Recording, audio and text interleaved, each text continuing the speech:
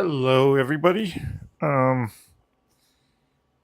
Sorry, if there's ever a thing, if there's one lesson that I've learned doing all of these lives, it's this that you gotta be ready for anything because 20 seconds before the countdown was done, my microphone went out.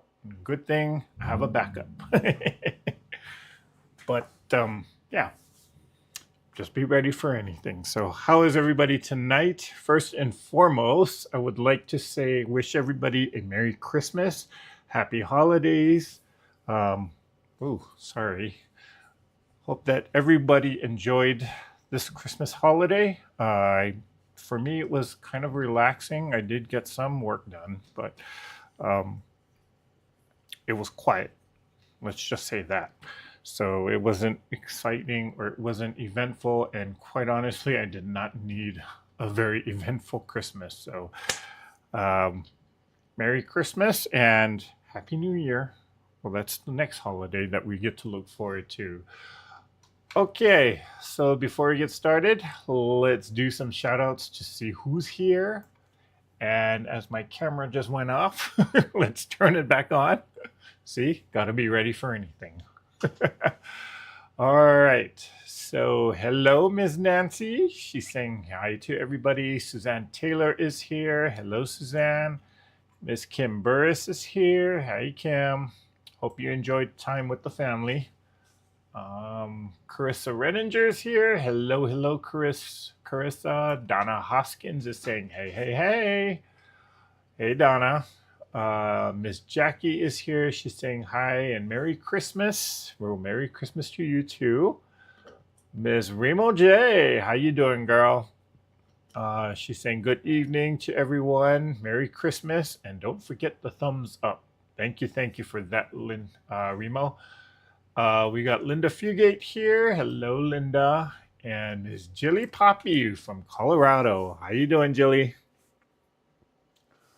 Um, let's see. We got. And Jilly says she's asking, "Did everyone survive Christmas?" We're here. I, that's all I can say right now. Actually, it was today was just a quiet day, so I needed that, especially after the past couple of days. Kimber says, "I survived. Glad it's over." Charlotte de Roches. Hello, hello, Charlotte. Jilly Poppy says, the 12 days of Christmas started today. Kind of late, huh? Linda Fugate says, I survived, but will go on household strike through tomorrow. I need a break. Oh, I hear you on that. I hear you on that, Linda. Kim Burris says, hopefully tomorrow I can get the decorations down and put away, then I can work on quilts. Okay.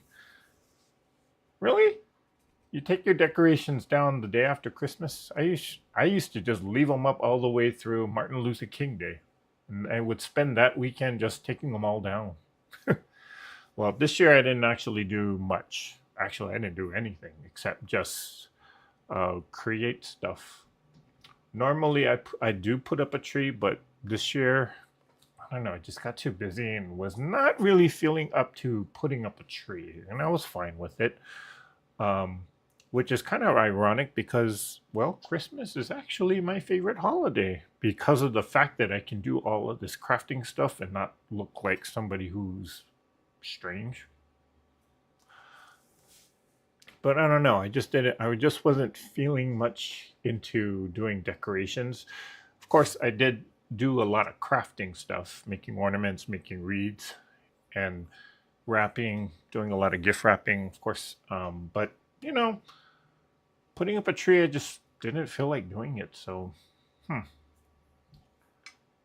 But I've been kind of thinking about just putting up, just doing one of those trees where you change or just leaving it up all year round. Not a huge tree. I'm talking like a small little tabletop size tree. Put it on the cutting table so that when I do a live from the cutting table, like how I do all my crafting stuff, you have something pretty to look at other than me. Let's see.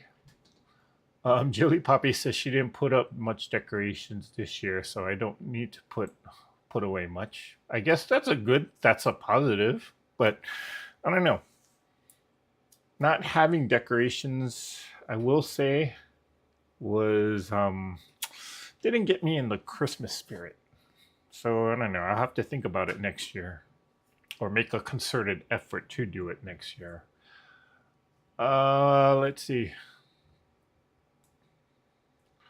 Kimber says, I only put up some lights and a few decorations, but they're easy to deal with. Okay. Hey, Miss Vivian. How you doing? Hope you had a good Christmas. Glad to see you here tonight.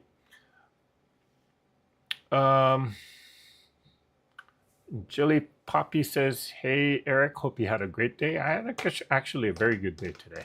Yeah. Very good day. Much needed day.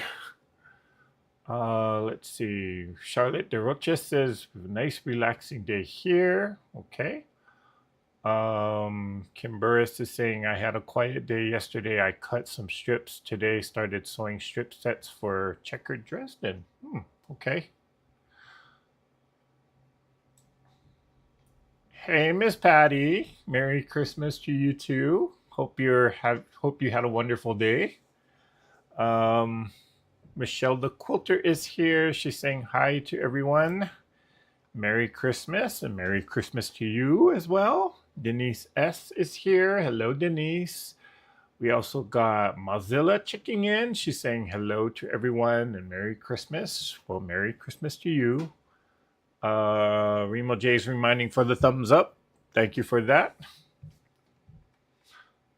And it's so practical. Well, welcome. I don't believe I've seen that name before. So welcome to the channel and Merry Christmas.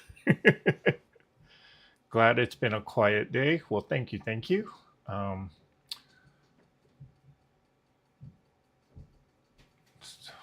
Okay, Mozilla saying tomorrow is a so day, no chores.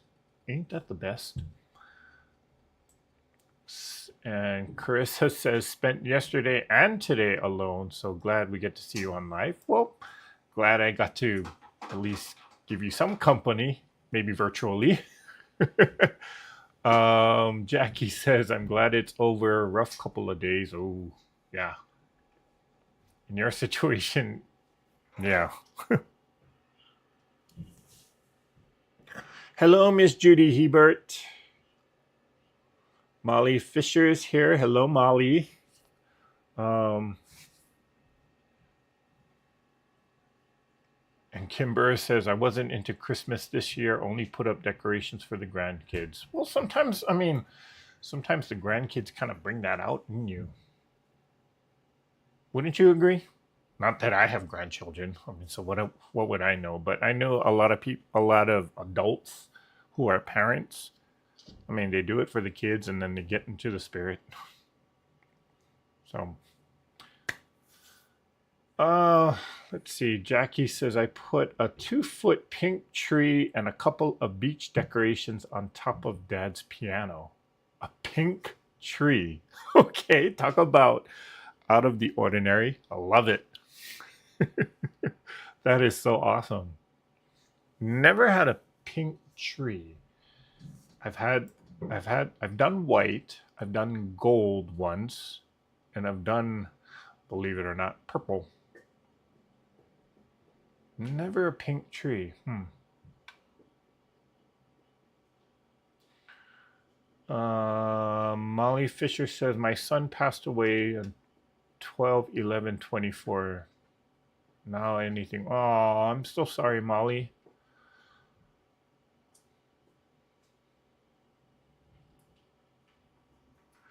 And Mozilla says, tree only went up because youngest son came and spent 4 days with his old people. Okay.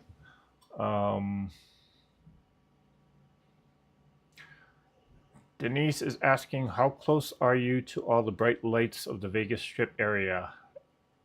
Put it this way, I'm about 10 miles away from the Vegas Strip, so not anywhere close at all. In fact, most residents prefer to live far, far away from the Strip.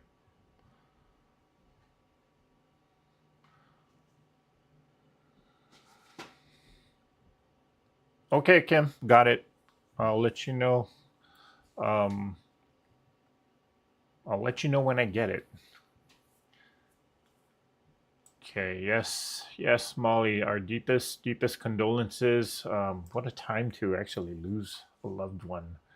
I do have a friend that actually, um, her father was a business owner. I mean, he ran a local bar back in Hawaii, and it was a terrible tragedy because for some reason, there was some violent act against him, and he ended up getting shot on Christmas Day.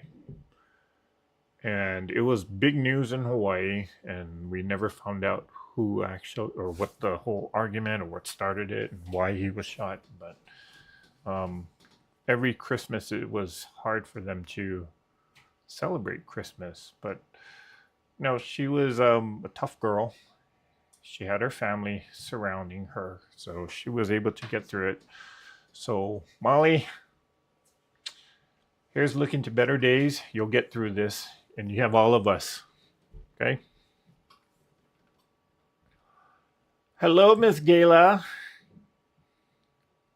Wow, a lot of people are a lot of people showing up tonight. Okay, I figured everybody might be tired and asleep because of all of the hustle and bustle of Christmas, but nope. Well, appreciate you guys all being here. Jackie says yesterday was the first year anniversary of her dad's passing. Oh my gosh. Such a hard time to lose somebody. Yeah, condolences to you too as well, Jackie. Jilly Poppy says I had a pink tree one year. I gotta. Where would I find a pink tree? I gotta try that. I don't know what I would do with a pink tree though. Okay. Let's see. Okay, so everybody are offering their condolences and prayers. Okay. We had to spend it with you, Eric. Okay, well, I appreciate that. Okay, so let's talk about tonight's block because after a year-long journey, this is the final one for the Farmer's Wife quilt. And I believe I've mentioned this block before previously and what block I was going to choose to be the final block. So this is called Hills and Valley. And it's a kind of, I don't want to say straightforward. I mean, it's not overly complicating. The complicating part is actually just trying to calculate the measurements for each of these pieces. So there's no, I mean, I was trying to figure out if there are some quick techniques in how to do this, but no, I don't believe there is. So I just ended up cutting out each of the individual pieces. I was very tempted to actually cut or print out these templates, but well, I don't have a printer. And I was not about to drive to the office to print each of those out and then come back. Or I forgot to actually print those out beforehand. So I said, you know what? I can calculate all of this just based upon my own knowledge. So this will be a test to see if I understand these math equations correctly.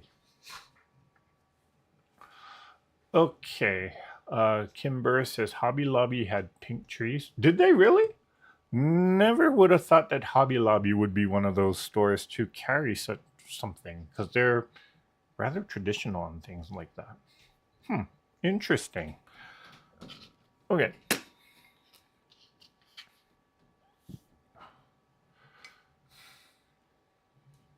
Okay. Cat F is saying that she's seen spray painted trees. And Carissa says she saw a rainbow colored one. Interesting. Well, I've seen a rainbow colored one. Definitely something that was spray painted. you could tell, because there were actually white particles that they missed. But I guess, well, I guess if you spray paint something, any color is possible, really. Okay, how did I want to set this? So it was like that, and then I am doing this and this. Hope I cut the right amount. And then there's another one that goes like that and like that. With this and like this. And then I got two more triangles there. The square goes there. And then this. There's one there. And then there's one there. And then I have an extra one, which I will just throw into a pile of scraps. Okay, so I found that, again, just by looking at or trying to figure out how to construct this block, I figured out that it's easier for me to just cut out the individual pieces and sew them together in a very methodical way. Some blocks like this lend themselves to where it's better to just cut the individual pieces, whereas other blocks, I mean, if you have a half square triangle, you could probably construct it using maybe a 2 at a time or something like that. So yeah. Okay, so Miss Kimbereth has got the discussion going. And the question, she typed in exclamation question, what is one color you find challenging to work with? Have you made attempts to learn how to work with it? So throughout this whole process of putting this quilt together, a lot of the blocks I've been just kind of experimenting with in terms of just seeing what colors work well or play well together. And I did find that for myself, there are certain colors in which I didn't know how to match it. I just didn't know what colors would look good or what color combinations would look good together. And so a lot of the blocks were just experiments with or experiments on color. And throughout this process, I did learn a lot just by playing. So I know, I mean, everybody's got their favorites. Everybody's got their own comfort level as to how certain colors work or what color combinations they like. But I was kind of curious, kind of curious to know what colors you struggle with, but what are you doing, more so importantly, what are you doing about learning how to deal with the color? I think all of us can say, okay, I don't like color XYZ, but what are you doing to actually, or how are you sort of like learning to tolerate it or to even use it? I was watching or listening to an interview that Tula Pink did. I think it was with Karen Brown once. And I was very shocked to hear her say that she didn't know how to use the color purple properly, or she kind of felt like her, wait, how did this one go? Yeah, like that. She struggled to use the color purple, and so she challenged herself and designed a whole collection based on the color purple. And then all of a sudden, she started using purple in everything.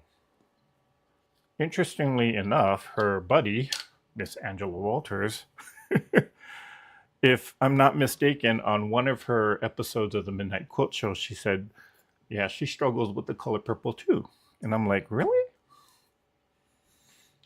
Purple is not one of those colors that I struggle with. The color I actually do struggle with is this guy.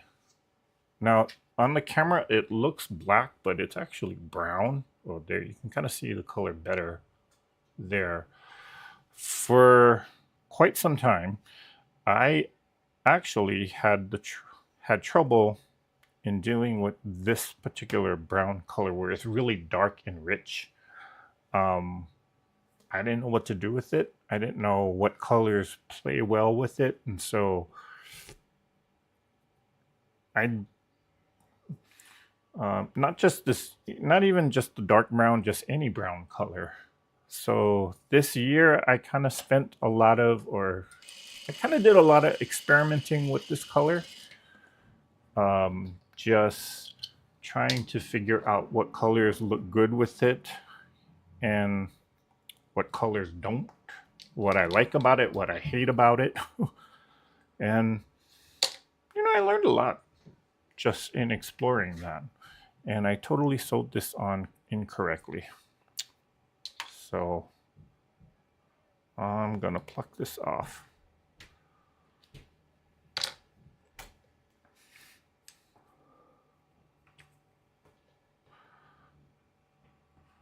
Okay. I know a lot of people struggle trying to pick colors for when they have a quilt, or if they're not following a kit and they got to make the decisions themselves. I know a lot of people that do struggle trying to put combinations of different fabrics and colors together. So, and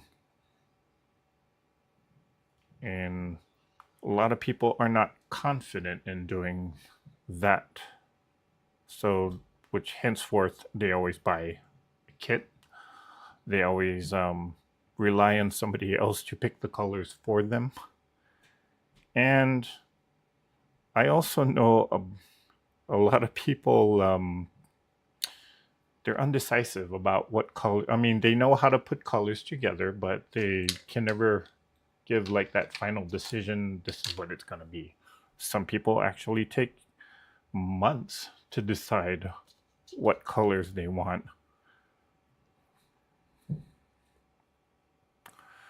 Okay, so this was like that. So I need to match this bottom.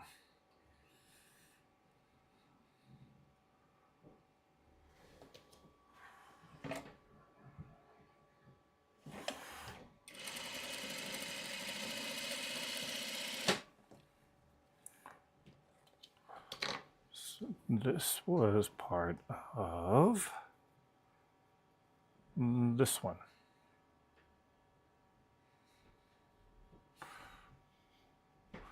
And that goes like that. So let me trim off this dog ear because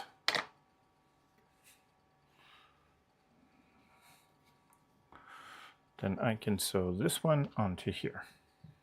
Yep. Okay. Now,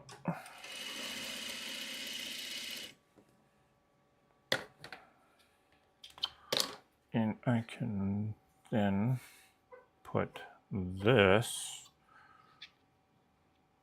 with that, and that's still not quite right because when I sew this onto there, that 1/4 inch is going to disappear. So what am I doing wrong? I'm going to match it a little better. So we rip again.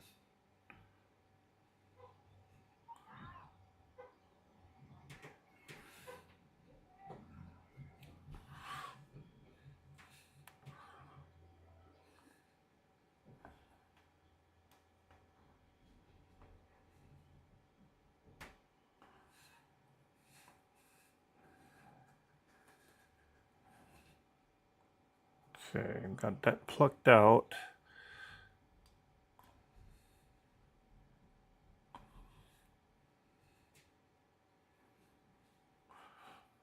And I'm just gonna rip this apart because I kind of feel like this triangle has got to be put on right in order for the whole block to make sense. And right now it's not put on right, so I think I gotta line it up a little differently. And there we go. Okay, now we got all the threads to deal with. Okay. So it goes like this. So in order for me to catch that 1/4 inch, I have to actually set it upwards. Right about there. And 1/4 inch at the bottom. We'll see how this works.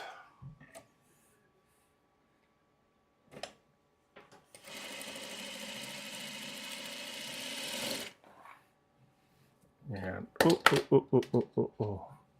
okay, that seems to be a little better. Now this was on the top one here. Maybe I should actually sew this part together first before I do that.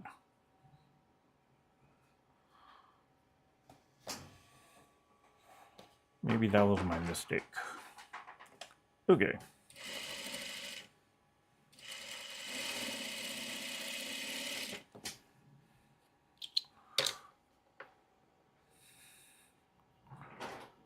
Okay, that's actually a lot better. So now I can put these two parts together.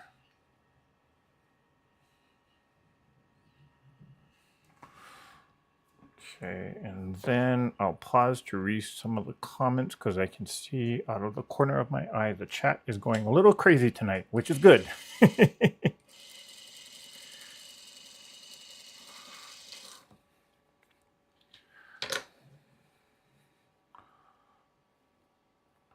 Okay, so this can now get split, and I will kind of spin the seam here.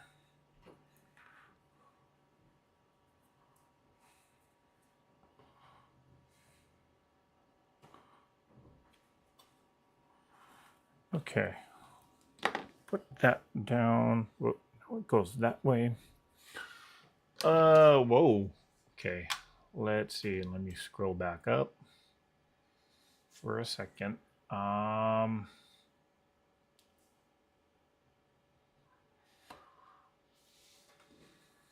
Okay, so Mozilla says her challenging color is pink.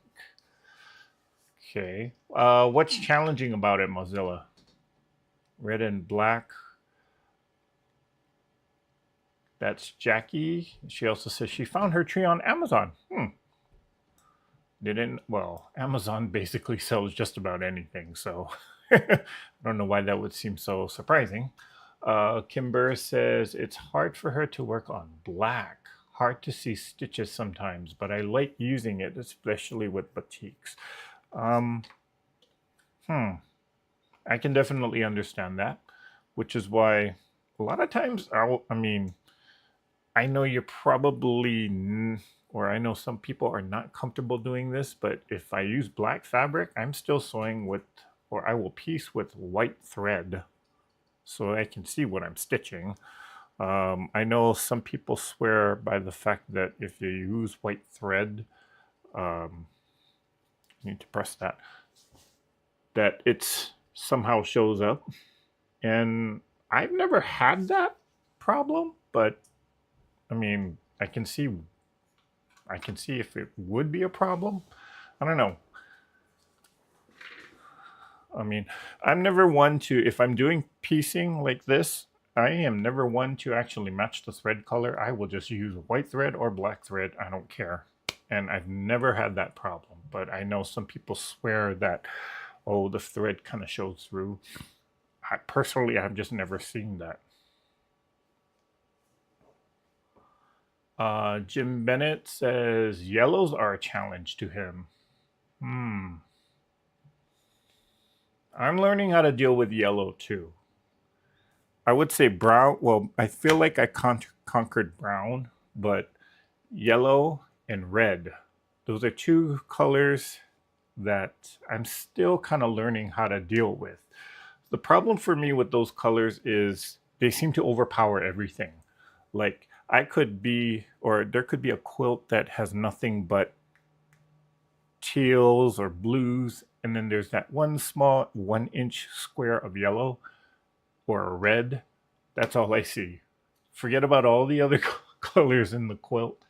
That's the one color that just I always see, and it just pops for me, or it's just distracting. So I'm kind of learning how to blend them all in, um, or even trying to learn like a block like this was a good experiment for me to see how or what kind of muted colors or tones of red that I can work with. I know that this whoops, whoops.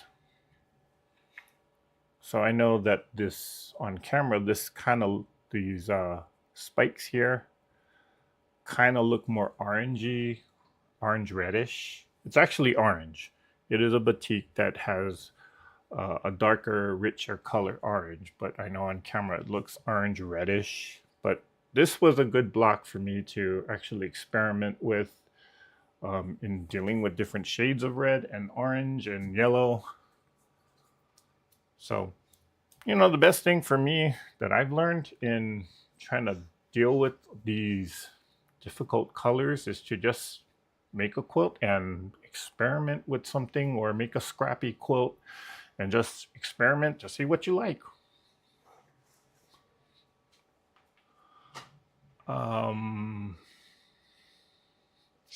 Well, thank you, Carissa. She's saying that these colors, good contrast, and she likes it. Well, thank you, thank you. And hello, Miss Candy Gubisic. Merry Christmas to you too as well. Hope you had a wonderful day. And Kat F says she's loving the fabric choices as well. Well, thank you, thank you.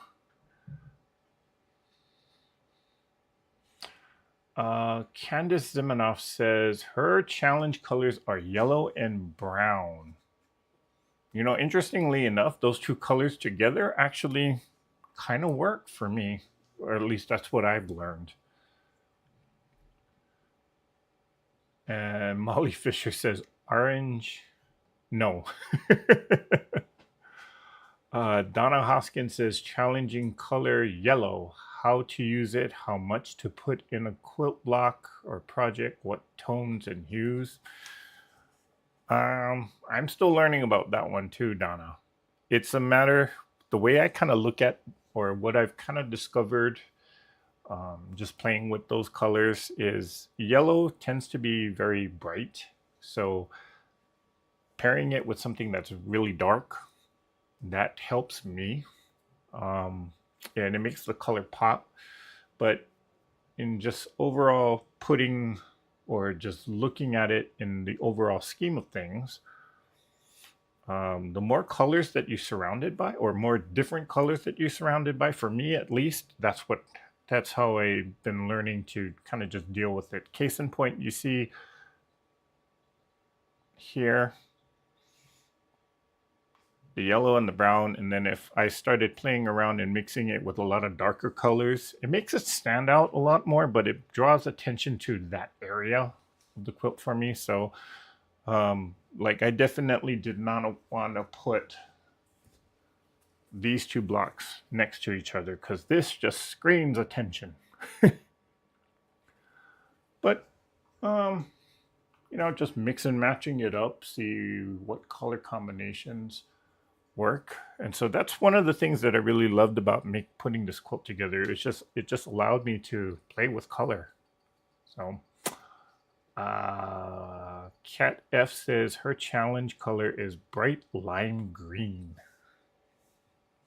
Interesting. I always put green and blues together and feel like I never get a problem.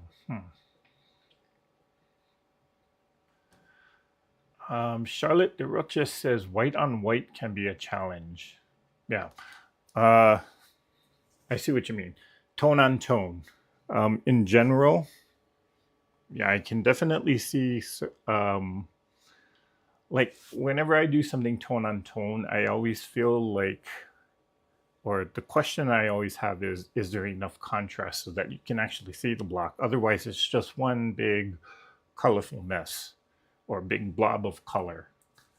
So, um, again, that's one of those things where you just gotta, for me at least, I just had to experiment with it and see how, or train my eye to kind of see different, even though it's the same color, how to see or how to kind of pair it and make it so that there's enough contrast to the two different fabrics or to the two different tones.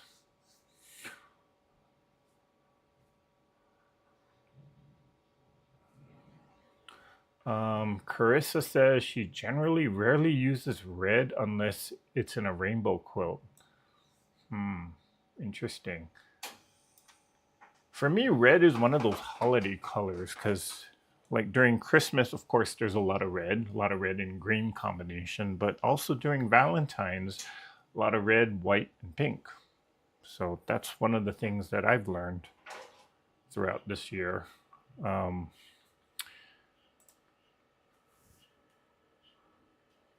okay. Hello, Miss June Hansen.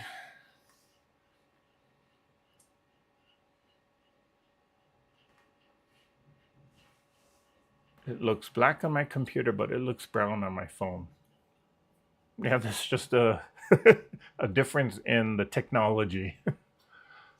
It's amazing what phones can do these days, especially when it comes to video quality, the picture quality that it takes.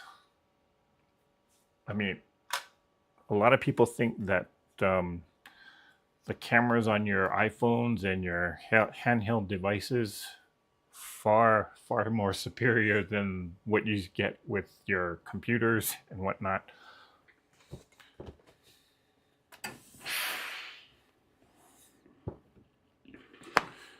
In some ways, I think that's excellent because now you can get professional quality video done on a handheld device, which now makes it harder for bigger net, or makes it easier for, I should say, for people to actually compete with bigger networks.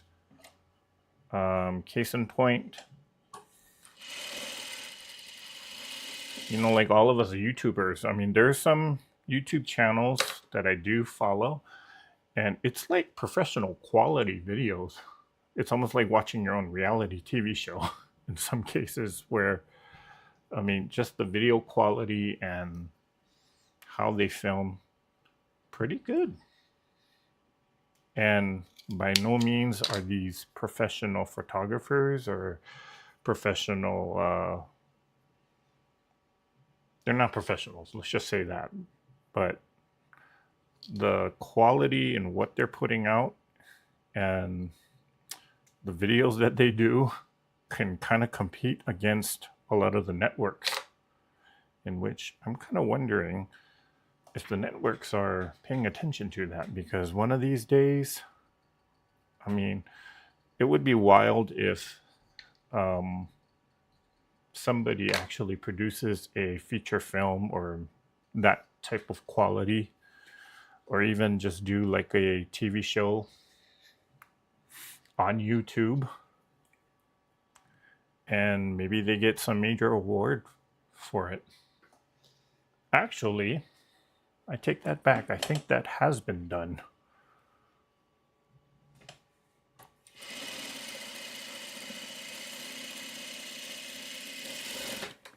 Okay. I was watching one of the other YouTube channels that actually this channel kind of focuses in on what's going on with trends on YouTube. One of the biggest content creators, he's got like millions and millions of subscribers. His name is Mr. Beast.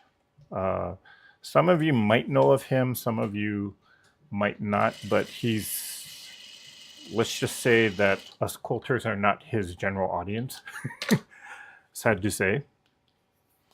But he actually signed a deal with Prime Video in which he's actually creating his own TV show just based upon the types of videos that he's done on his YouTube channel.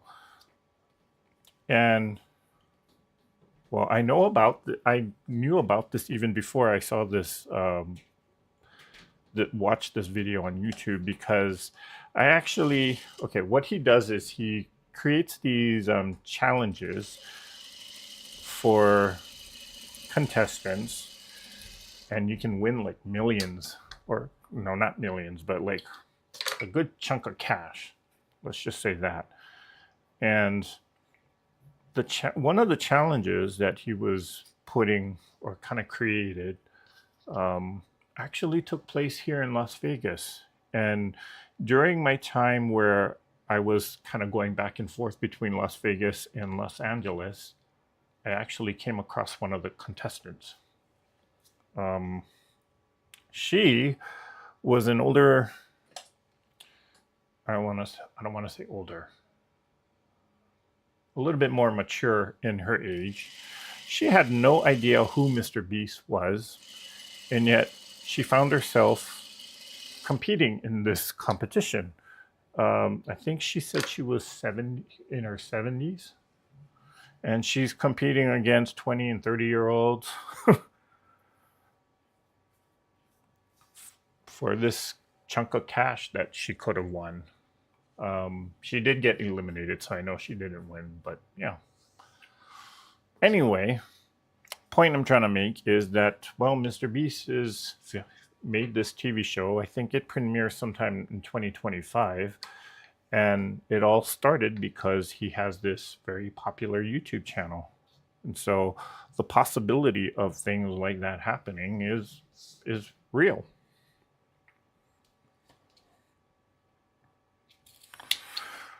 Okay.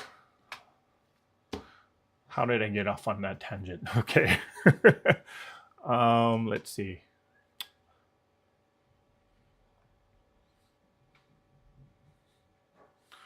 Candy Grubisek says certain blues and browns look awesome together. It's like earth and ocean. That's an interesting perspective, but makes sense.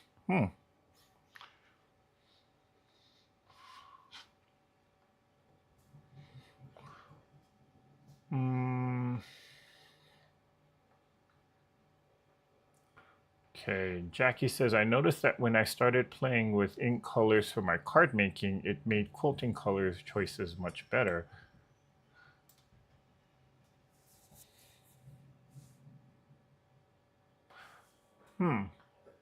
That's an interesting perspective, because I guess that's the benefit of doing other types of crafts, because you can also experiment with color and learn about color doing those other types of activities. Never thought of that. Well, thank you for sharing that, Jackie. Okay, so I gotta cut that. I should press this down.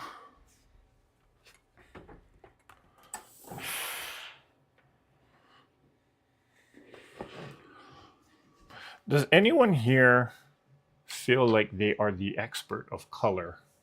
Like you have no problem with any color?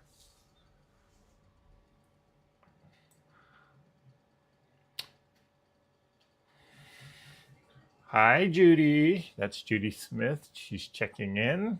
Glad you made it here tonight. Hey, Ms. Mary.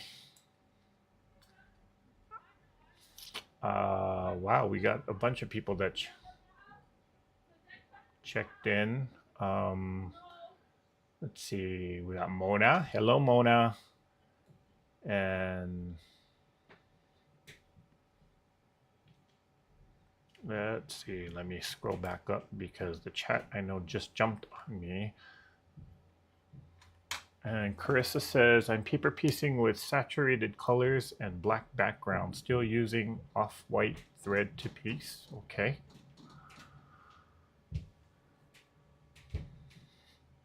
And Denise says, I have some of that brown print. I believe I have it in a navy and tan background too. Quite frankly, I don't know who gave me this or how I got it. I think it was just part of a scrap swap that somebody gave to me.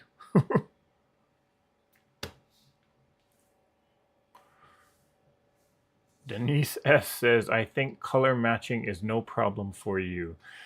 Well, Denise, it it still is, but it's a process. For me, it's a process. It's still a learning process, in which, again, I mean, it just what I know about color now is more or less a reflection of what I experimented with before, and I don't always get it right. Where is that block? I know it's here somewhere. You know, there's a couple of times where I had failures in which maybe they're not really failures, but something like this, I kind of feel like I just didn't get it right. This was a good experiment. I tried using orange, this orangish red with the brown, but the combination together just doesn't work for me. So this block, I almost said, okay, let's upchuck this block because, quite frankly, to me, it was kind of ugly. But you know, when I thought about it, I said, you know what? Let me just keep this block. Number one, because I didn't want to make another one. But number two, it's a good reminder of what color combinations don't work together, and it's a good reminder that hey, it's okay to experiment and go outside your comfort level. Who knows? Maybe one day I will find this block beautiful, but right now, it don't work for me. So, um, so you know, I don't always get it right. There are times where I kind of feel like I really messed up on it, but you know what? It's a learning process, so I don't stress out about it so much.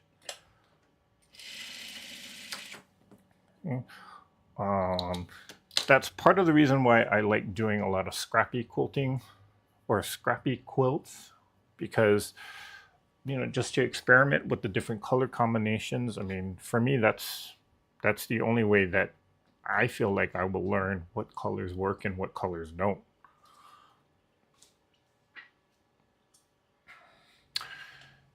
Merry Christmas to you too, Miss June Hansen. Hope you had a good one.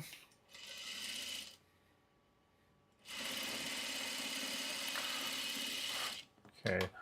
6:54. Okay. I am actually, even after I get this block done, I'm still planning on staying on. So, because it's Christmas, and because I also started earlier, so even though I'm almost done with the block, I'm still gonna sit here and sew, but I'll probably sew some scraps together. So, don't worry, you guys will have me for a good chunk of time tonight.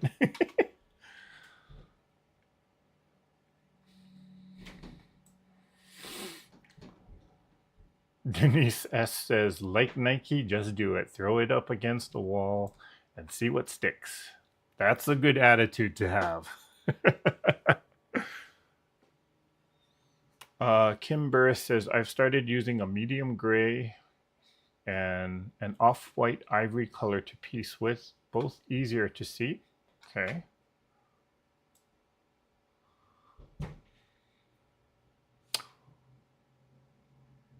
Hello, Miss Julie. Glad you made it here tonight.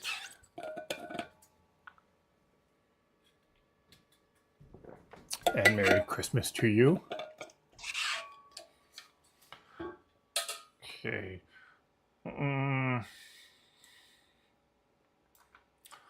And Mona says, I love red and white or turquoise and red. Turquoise and red. Now that's a combination I never would have thought of. How would I like that? Let's see. This is kind of reddish. Oh yeah, that's very red on camera.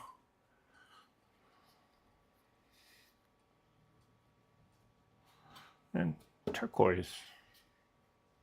Well, I don't know if it's quite exactly turquoise, but it's a light blue. Yeah, I can definitely see that working.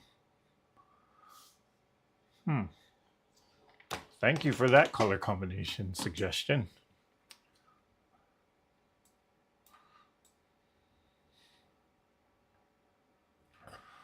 Okay.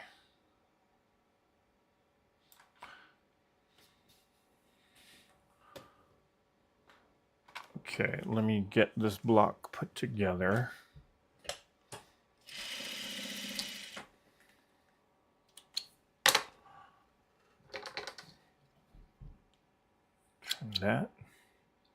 Trim that, and we'll trim this off.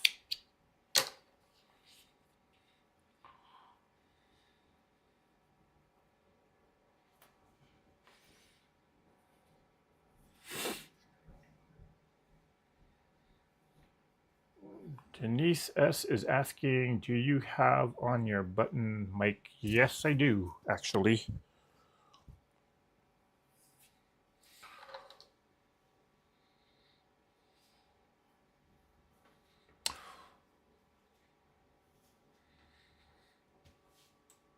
And so Terry says, are you using camera or a phone? I've been using my phone for videos. Right now, for this particular setup, I do have two different cameras, one for the overhead and one for the face here. When I'm filming like prepared videos, or it just depends on what I'm doing, like whenever I do my craft projects at the cutting table, I have two different other cameras that are like they're not GoPros, but they're kind of action cameras. Sometimes I do use my phone to film certain types of videos. Like if I were to do a short, something quick, something easy, I can actually just film it right on my phone and upload it to YouTube. I used to use my phone. The problem is that the phone doesn't live, or I can't use it as a live camera and connect it with all of this setup. So I stopped doing that when I kind of discovered how to use these cameras. And I think that the image quality on these cameras are a little better than what the phone gave me.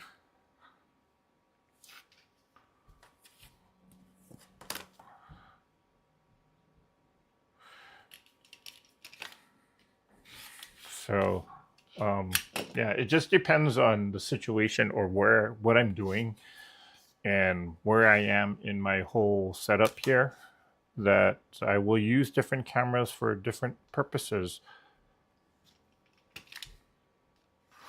I kind of feel fortunate enough that I can, or that I do have different cameras. And it is kind of a luxury to have. So if you are thinking on investing in different types of equipment, or if you're ready to kind of level up from that, whoops, didn't open the blade. I would definitely say that investing in good camera equipment is sort of like you won't regret that. Let me just say that. Because I sure did not. But it does get very, very expensive. So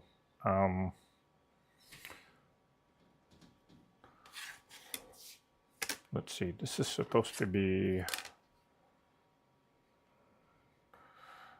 and this is going to be a problematic block. Okay, so somehow this didn't come out right, but I think I can make this work.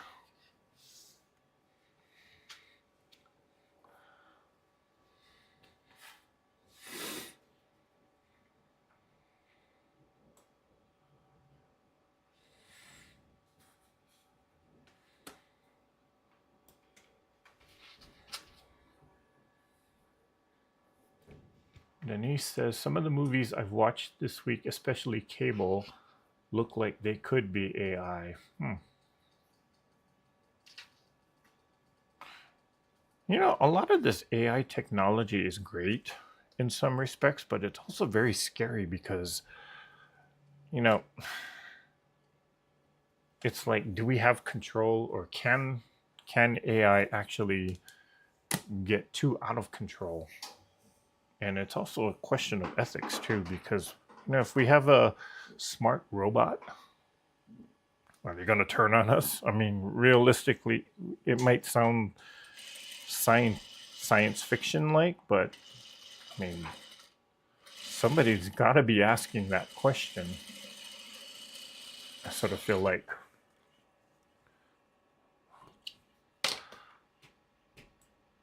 Okay.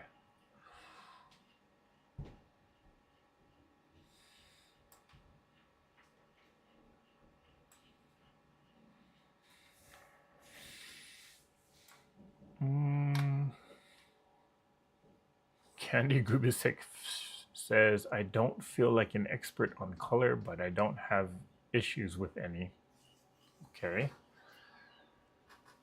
Hello, Tammy Books. Hello, hello. Thank you for joining us here tonight, and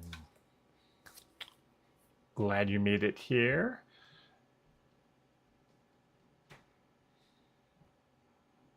And Candy Grubisek says, it's not ugly, it's just not in harmony with itself. That's an interesting perspective. Okay. Make a coaster or a pot holder out of it. It doesn't work in the quilt. You know, again, I'm just going to leave it in. I mean, it doesn't, the block, if the block by itself doesn't work for me, but in the grander scheme of things, it doesn't bother me either. So I'm just going to leave it in. More so because I'm at a point with this quote where I just want to kind of sew it together and get it done.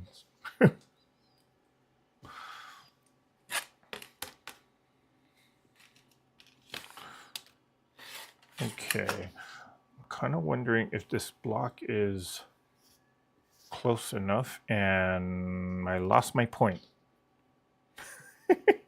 Okay, that was pretty darn bad. Oh yeah, okay. Well, I'm not going to let it bother me. That's a design choice. Let's just say it that way. But I think this is not turning out to be the right size. Yeah, it's almost a half an inch short because of that. Okay. Let's do some surgery here. Now, I'm not sure what exactly went wrong. Actually, let me do a little bit of a repair job. I don't want to cut the entire block again.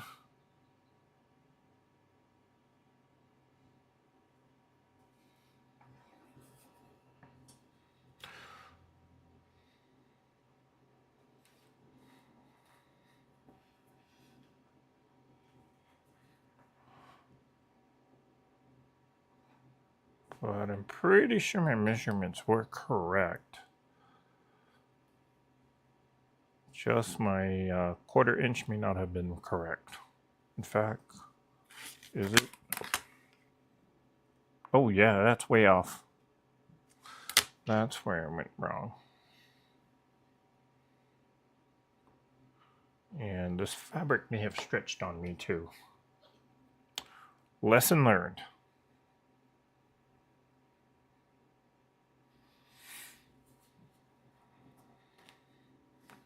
Alright, I'm just gonna pull this apart because I can't seem to pick the threads on the other end.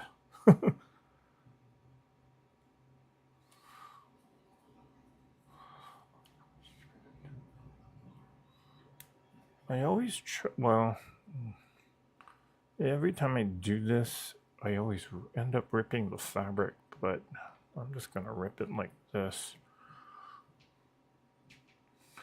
I don't know how some of those people can just take a seam ripper and just go all the way through. Because every time I try and do that, I'm so scared that I'm going to rip the fabric. And I usually do. So...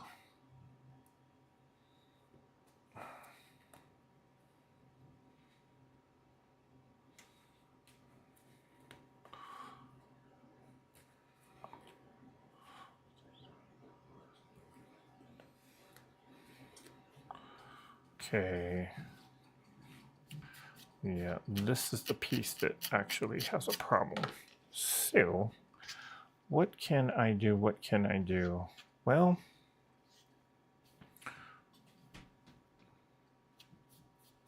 probably actually cut the fabric wrong.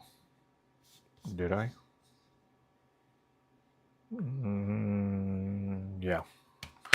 Okay. Let me do this.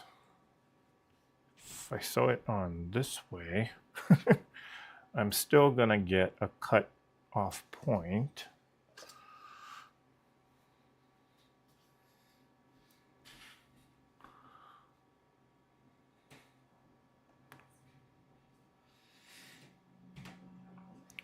So I can do one of two things. I can add a strip here, which I think I'm actually going to do. So, where did that fabric go?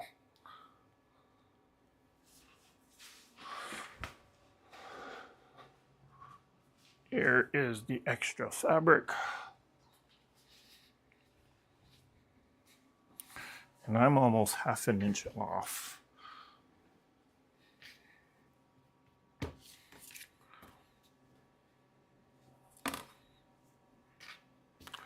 Well, let me just cut another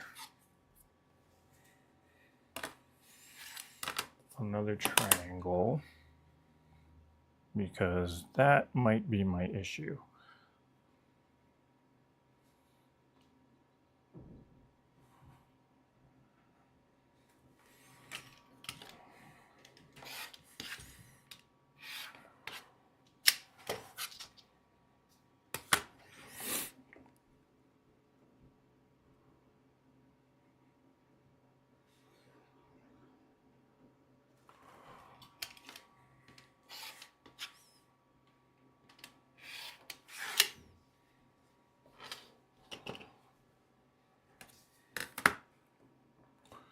And we will cut this in half for 2 half square triangles.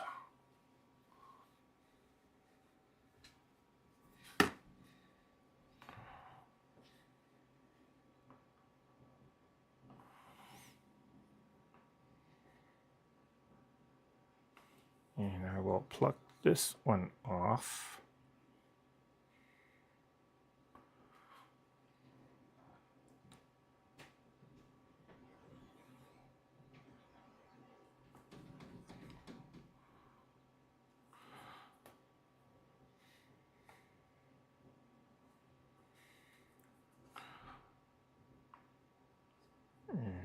Okay, we're doing a little bit of frog sewing tonight. Actually, not a little bit, a lot of frog sewing.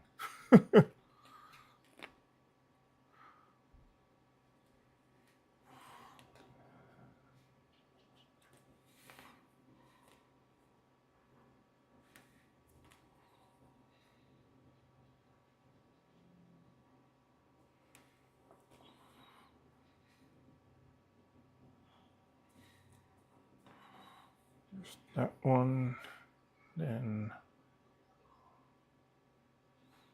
let this one out. Okay.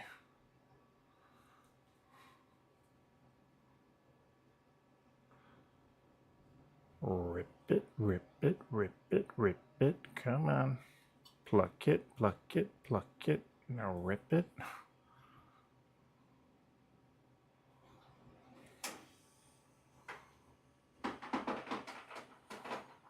Do-do-do, do-do-do, do-do-do-do-do.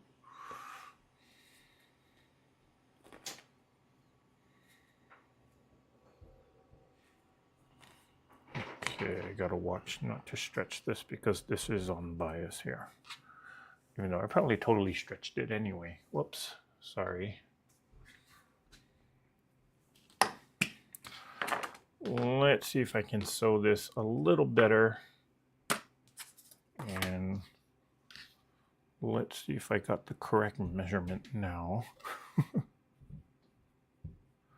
So that will go on like that. And I will match the corner there. Okay, that seems a little better.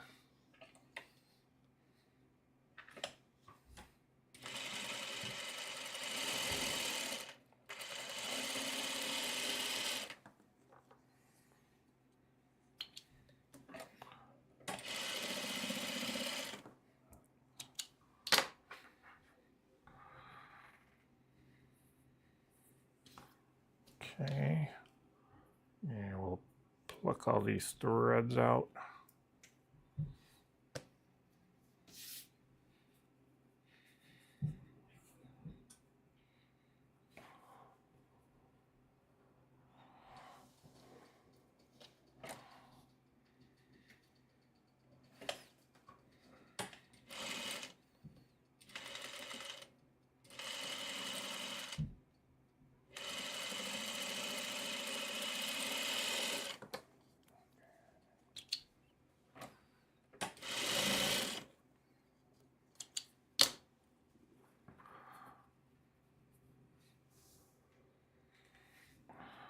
Okay, that's a lot better.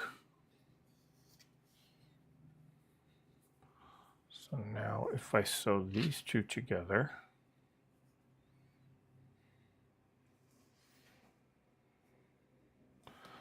this should come out closer.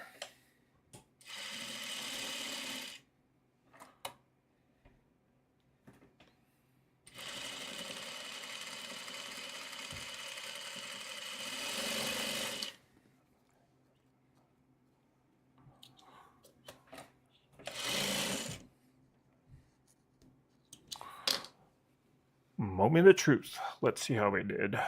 Okay, that's better. That's better. I do have to cut. Now I can finally cut that. That seam is totally crooked, but you know what? It's inside the block. I still kind of missed my point there, but I'm not going to worry about that so much. Let's see how... still kind of short. I can deal with this.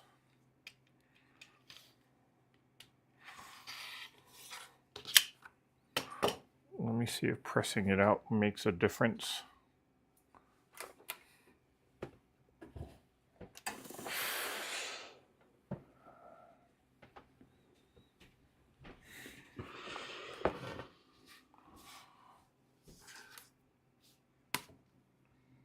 Nope, still a little short, but I can deal with it.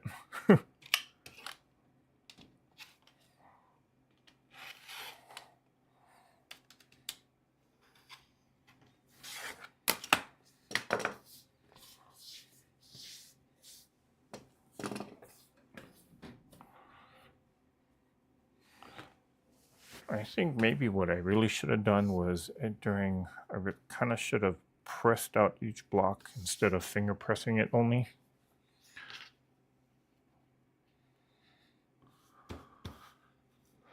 Okay.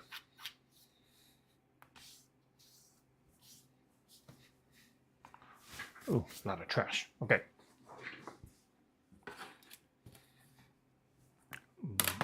That can go in my scrap bin.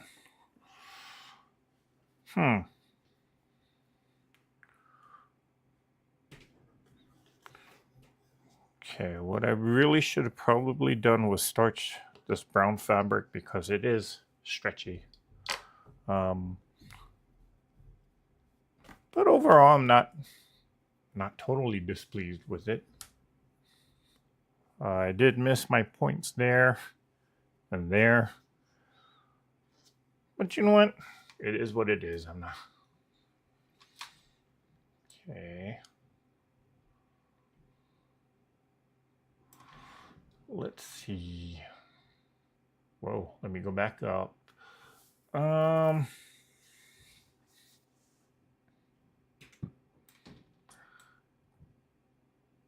Let me catch up to all the comments here. Think I read that. Read that. Okay, where did I leave off?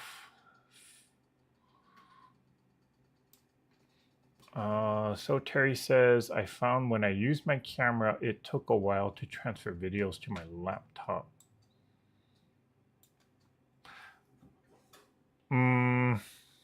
Every time I film a video, it actually takes me about an hour to 45 minutes to an hour to get all the footage transferred onto the computer so that I can start editing. So yeah, especially because I am using multiple cameras and not just one. It helps that I do have like memory cards, but if I am using my cell phone to film something, it does take quite a bit of time. So I feel your pain on that one.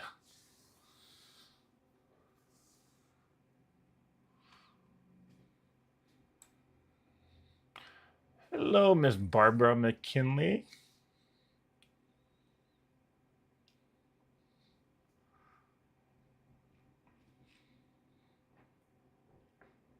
Okay. I feel like we're going to get into a mess we can't get out of with the AI. So, Terry, I feel the same way. Again, there's good aspects of it, but there's a lot of bad aspects of it too. And I'm just hoping and praying that somebody in the computing, well, I know there are certain people that are saying stuff about AI and warning people. In fact, the guy who created, or he's some kind of influential person within that AI, artificial intelligence community. I think he was the first to develop the software, but he's giving a very stern warning about what people are doing with the technology. And I mean, if the guy who created the technology is giving us a warning, I think we ought to listen. And Mary says, I'm scared of AI and all. Yeah. I wouldn't say I'm totally scared about it, but it's kind of concerning. I mean, again, in some aspects, it's wonderful, but in other aspects, it's like, whoa, wait a minute, put the brakes on. Eric, put the red ball on the bottom, then you won't cut the fabric when seam ripping. Actually, Jackie, that doesn't work for me. I've always done that. I've followed that advice, and I still end up ripping the fabric. So, not sure what I'm doing wrong, but yeah, I mean, people always say that red ball, I mean, if you put it in the fabric, that prevents your fabric from ripping when you're seam ripping, but it still does it. Well, at least for me, it does.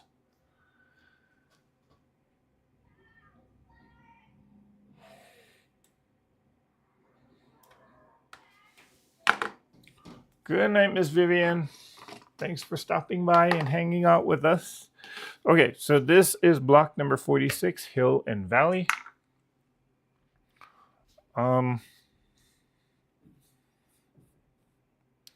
What would I do differently in the future? Well, definitely I would starch this brown fabric because I kind of found myself having a little bit of problem with the bias cut and just how stretchy it was.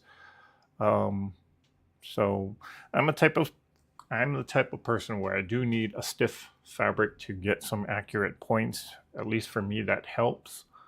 It also helps in how I cut the fabric when it is heavily starched. So I think I would have done that. But you know what? I mean, I'm still happy with the block. I do like this color combination where I know for some of you it looks like this dark brown fabric is black, but it's actually a very dark brown. But I like the combination of colors, especially with this teal, because it makes it really, this dark brown fabric makes it really pop. So, okay.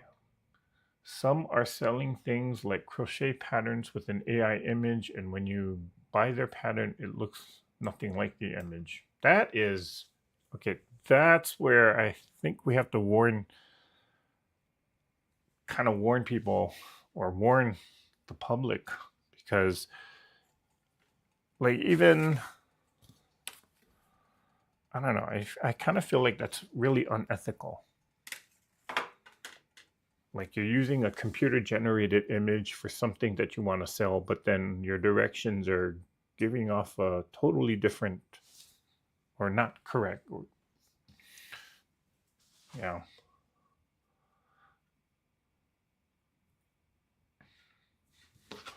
Okay, so we're done with the block, but you know what? I'm gonna hang out with you guys a little more. So let's stick this one somewhere on here.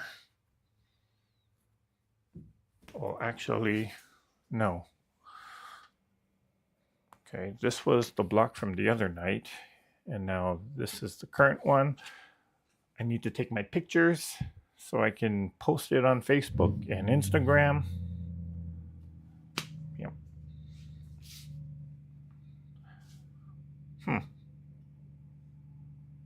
I wonder what it would look like if I swapped out this teal and used the yellow instead.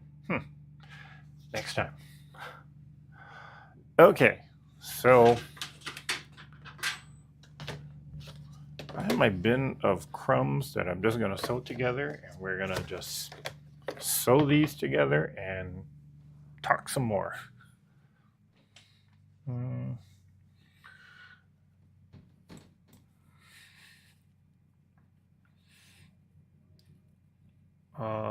Judy Smith is asking, Eric, are you left-handed? I have a friend who can't seem to rip either and has to do pull out stitches one by one. She's left-handed. I am not left-handed.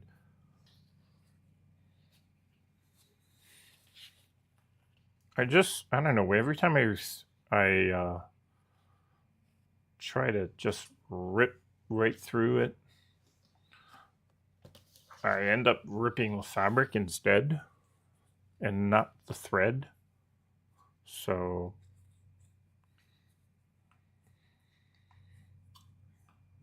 I know there are people out there that can kind of rip through a seam with no problem. I'm unfortunately just not one of them. Okay, so this is what I do when I just want to sew something and just want to not think about it. But I don't want to waste even these small bits of fabrics. I mean, I'm the type of person where every last bit counts. So I will sew these together and create something out of it.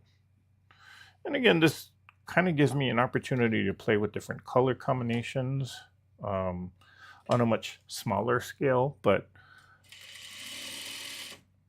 because they're so small, you can kind of see how different fabrics work well altogether. And if it doesn't work, well, they're so small that you might not even notice it in the grander scheme of things.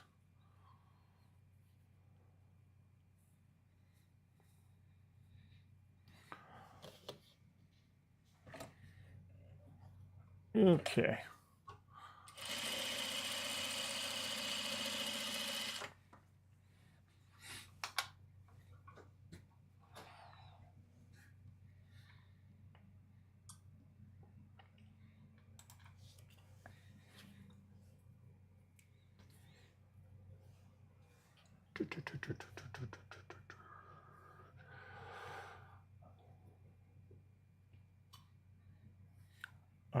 Suzanne Taylor's asking, so is that the last block? That is the final block that I will be sewing for my version of the quilt. From here on out, I'll probably just be spending time sewing the rows together and just kind of putting the quilt top together. So, but yeah, that was the last block.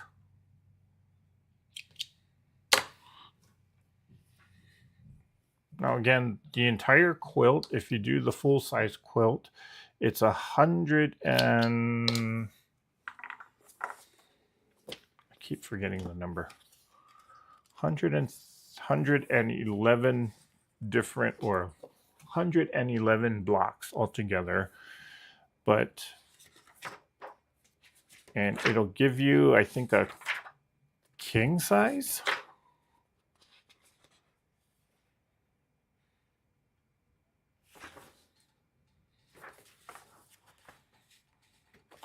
No. Okay, if you do all 111, you'll get a queen size quilt. If you want to make a king size, the book also does have a layout for that, in which you're going to need some additional blocks. So you'll have some duplicates in there. Okay, but I'm only doing the lap size, which only required 50. Yep, 50. So it's about a 57 by 67 quilt size. Of course, if you put borders on it, you can make it larger. This version does not have a border on it, but I am gonna do a small, maybe a double border of some sort. So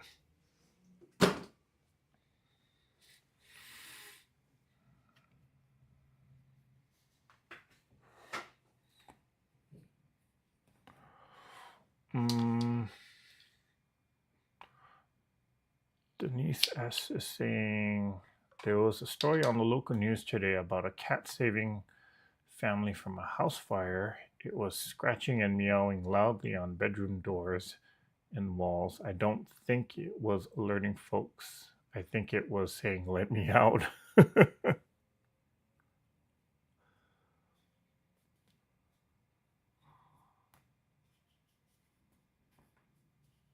And Mary says, "That's so nice of you to be here tonight." Well, I kind of figured, like I know a lot of other content creators weren't planning on doing anything because it's Christmas. But if you're like me, where you're kind of alone by yourself, you know, it would be nice to have somebody to at least chat or watch on live on Christmas. And in asking about that, whoops,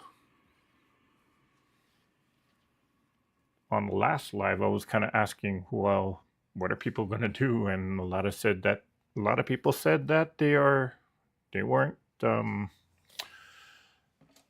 planning on doing anything, or they had other things scheduled earlier in the day, during the day. So I figure, why not keep everybody company and just come on live? Okay. And Mozilla is asking, do you have a scheduled Zoom days? Okay, so I'm glad you asked that, because that reminded me of something that I need to mention. So in terms of the Zooms, yes, I am going to continue doing the Zoom. It's going to be a different format in that this year we started out sewing a particular project, but by the end of the year we were just kind of doing our own thing on the Zoom. So in 2025, it's going to just be kind of an open call. Whoever just wants to join. We're not gonna stipulate any particular project needs to. Not like this year, I kind of stipulated that you need to sew on a project that involves curves, but I'm not doing that this year. So as long as if you want to just show up and just chat and work on your own sewing project, that is totally fine. I know some of the ladies are kind of getting together. They are doing a free, or they're working on a project in which they're using a pattern from Free Spirits. I believe it's called Just Dandy. And if you go to the Free Spirit website, you can download the pattern. Again, it is free. I know some of the ladies have mentioned that they are going to do that. And in fact, they are inviting others who plan on joining the Zoom. If they want to join in on that project, you're more than welcome to join them. The closer we get to the Zooms, or they're not starting that particular project until February because they have something else planned for January. So the closer we do get to February, I'll kind of put together the information. And if you want to join them, you're more than welcome to. Again, they've invited people to join them on that. In terms of the actual Zoom calls, though, I think the first one is January 4th. I do have to move the time because this year we've been kind of scheduling it on the second Saturday of the month, but I do have to move it to the first Saturday of the month instead. This is because of just scheduling conflicts. Saturdays are going to be quite busy for me going forward, so I don't think I can do the second Saturday, but the first Saturday I will commit myself to doing that. And I am planning on keeping it to the same time unless people have an objection or they want to start earlier. What I have been doing is we start at 12. Was it 12 or 12 our time, Pacific time, and then we go till until everybody calls it quits, quite honestly. But I'm going to keep it to that same time period, but we're going to call it, or we're not going to go for like forever on end unless people really want to. But there were times where we were going into like 7 or 8 p.m. I think the longest we did was 7 p.m. But yeah, I'm only really going to do it for maybe, how do I say this? Guaranteed, it's going to just be at least maybe 3 hours long minimum. And if we go on beyond that, that's great. But I'm only going to guarantee that I'll be on for at least 3 hours. So, but yeah, if you would like to join the Zoom, just send me an email. I haven't set up the Zoom meetings just yet, but I will be doing that in the coming days. So again, if you want to join the Zoom, again, you're not required to have, we're not doing any sanctioned project, but people are kind of doing their own thing. So if you want to just hang out with us, solo project of your choosing, and just talk, and if you're interested in just joining us, then just send me an email. I can send out the information as soon as I get everything set up. Now, for those of you who have been joining the Zoom information is going to be totally different because I have to set up a brand new schedule. So the meeting information that you currently are using, not going to be valid next year. So just keep that in mind. If you want to or plan to join the Zoom calls, and for those, and again, if you've been joining this year's Zoom calls, it's not the same information. So just send me an email to say that, hey, I want to continue joining the Zoom, and I will send you that information. That was really long-winded for one announcement.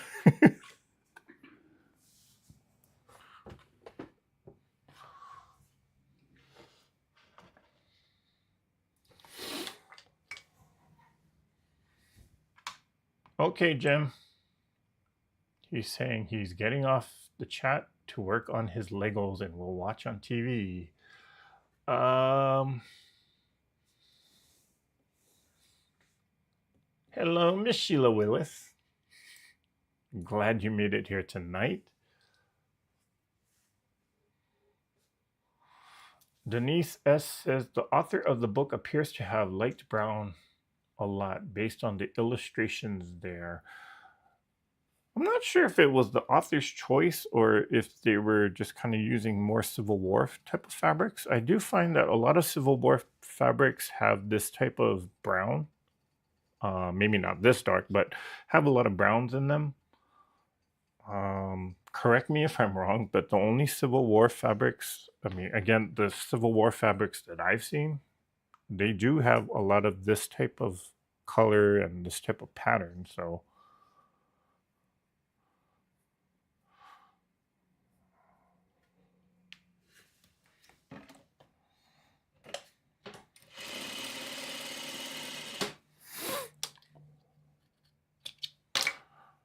and I don't know, you could be right though.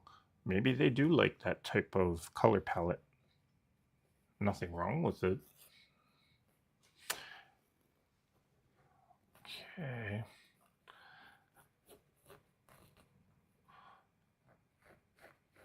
Hi, Shan283.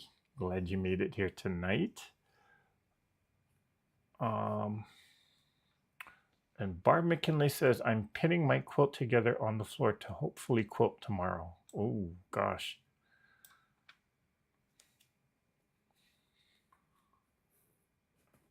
Well, my joints can't take it pinning stuff or, yeah, sandwiching a quilt on the floor. My body cannot handle that anymore. Hello, Miss Sandy Adger.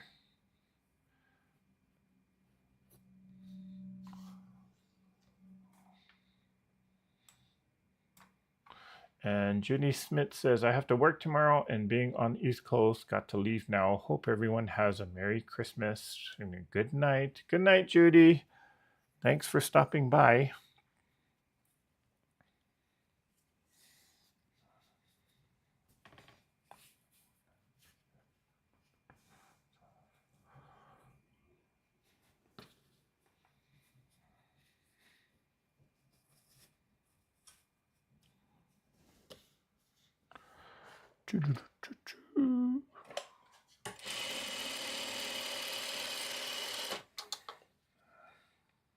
Good night, Jackie.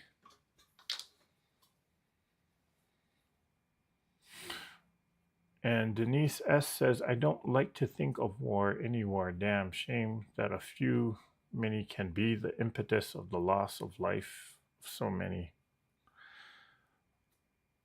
Well, sad to say, Denise,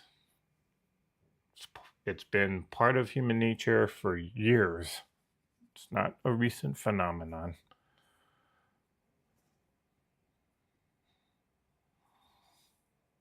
Still, I believe it's something that we can change.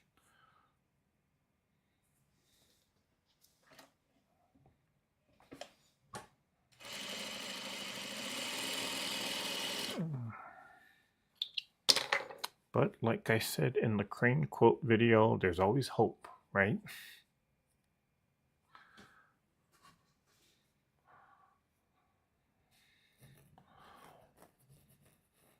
Okay, so speaking of 2025, again, the Zooms are going to be a little differently, or the Zoom will go a little different. What's also going to change, and I kind of made a decision on this. I was kind of talking about this last Zoom or last Saturday. The live schedule is going to be, I don't want to say slightly different. It's going to be different. Tuesday nights are going to be, or it's getting harder and harder for me to do a Tuesday night live. And in looking at the time frame, I know that for some people it's really difficult because it's a weeknight. And even though it is 7 o'clock my time, I know for a lot of people it's close to midnight their time, or it's past their bedtime. And a lot of people need to get up and work, get up early and work, so they're not able to join the live. So I am going to move the, I am going to stop doing a Tuesday night live, but instead I'm going to do it Saturday morning, which might be a better time frame. Well, it'll be a much more convenient time frame for me. Saturday mornings at 8 a.m. Pacific time. So I believe that's what, 10 a.m. Central, and then 11 a.m. Eastern, if I got my time zones correct. But so that is a change that is going to happen starting in 2025. Again, I'm not going to do any more. I will not do, or I shouldn't say I will not do it, but I'm going to move my lives to Saturday morning. And what I also kind of gave some consideration to this and thought about it, I won't do every Saturday.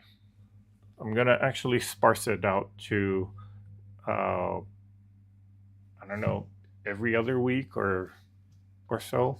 So I am planning on doing a live before the Zoom on January 4th. And then the next live, I don't know if I should just do it every other week, but for me to do it every week, I don't know. I don't think I can swing that right now. Or I'm just kind of not do as many lives for various reasons.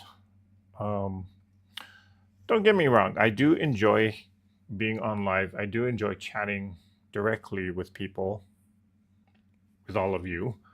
And I like the interaction. But in terms of like how to allocate my time, because there's other things that I want to do. Again, I want to do a lot more prepared videos, which take a lot of our time. And if I'm here on a live, that's less time that I have to do those things. So, and part of it also is in looking at the video performances. The lives don't get as many views as those regular videos. And so in kind of contemplating about how to allocate my time into what's actually performing well, I kind of thought, you know, I don't want to totally get rid of or not do any lives, but I gotta sort of feel like I need to play it smart here in what people are actually enjoying. Again, I know that you guys enjoy coming on live or just chatting with me, and I enjoy it too, but just kind of wagering and balancing and thinking about things in terms of what's actually,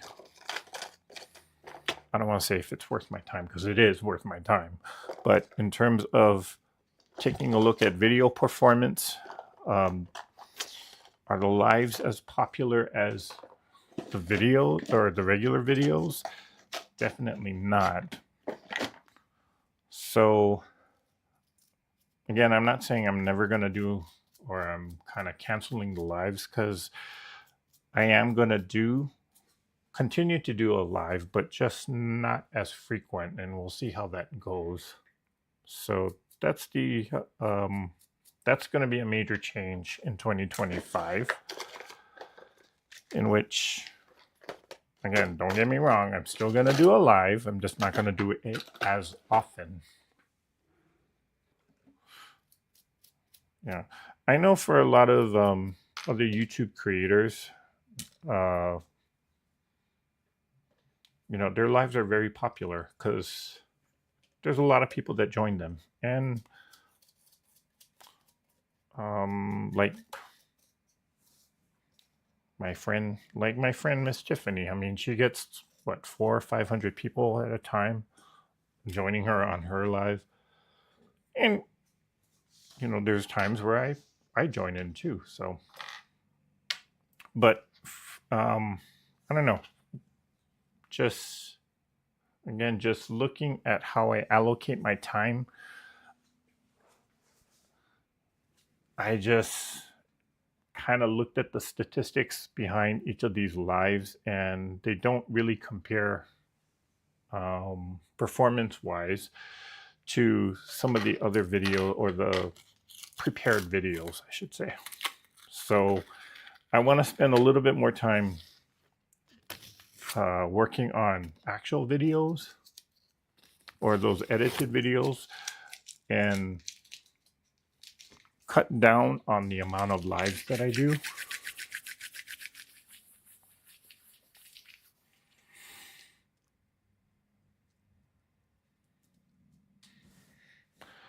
Merry Christmas, Susan. Okay. Okay, Kim. So she's saying, do what you need to do for the channel. She'll be here no matter what. I appreciate that, Kim. So, but I mean, it's all kind of experimental. I mean, if things really do change in 2025 because of the fact that I started doing a Saturday live, then, who knows? I might just keep, or I might just end up doing it every week. Okay.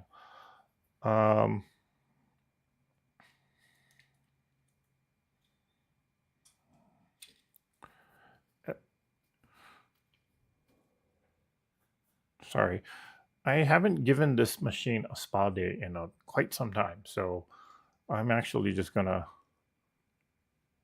kind of clean it out. And this will be interesting for you because when it's an industrial machine, it's a little different. We'll see how much lint is in here.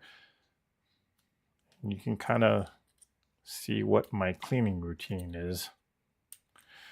And I think one of you that is actually here tonight asked me how I set up my seam guide. So you'll get to see that too.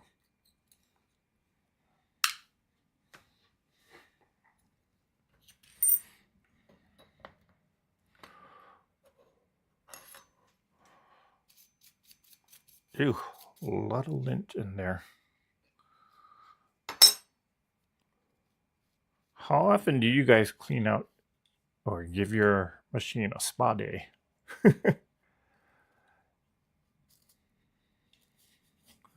This is pretty bad for me, personally.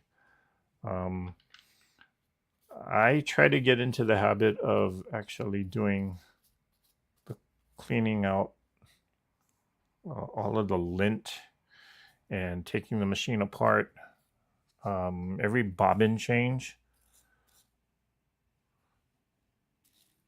I try and kind of take the sewing plate off and then just kind of brushing all the lint out.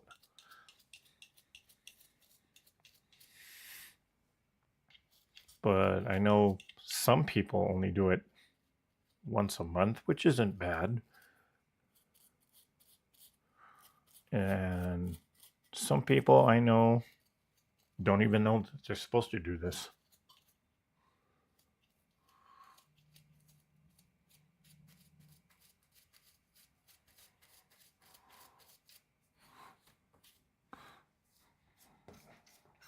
Wow.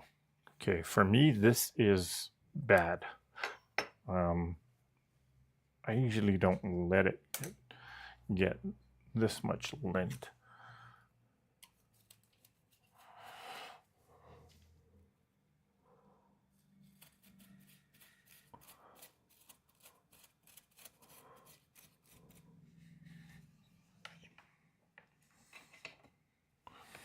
Ooh, okay. Let me get a paper towel out. I know I have one in here. There it is.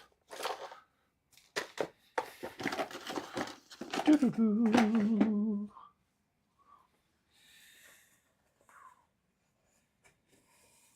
Oh, thank you, Donna. She says, me too, Kim. Kim Burr says, I need to clean my machine after sewing all the fleece that I did. And Suzanne Taylor says that she cleans out her machine after every project. Wow, look at that.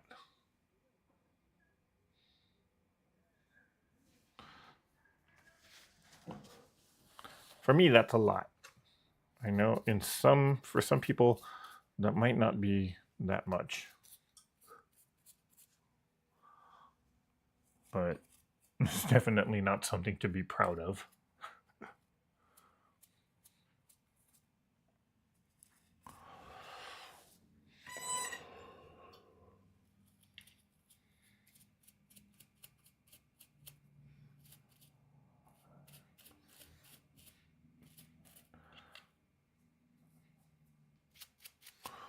Ew.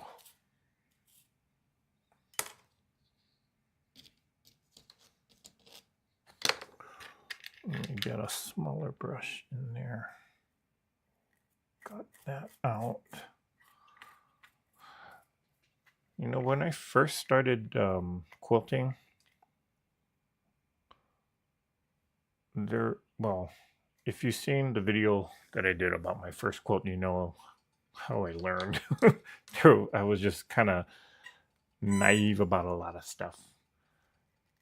And what I didn't mention in that video was the fact that I didn't know you were supposed to clean out your machine. And so when I finally learned about how to clean the machine out, holy cow.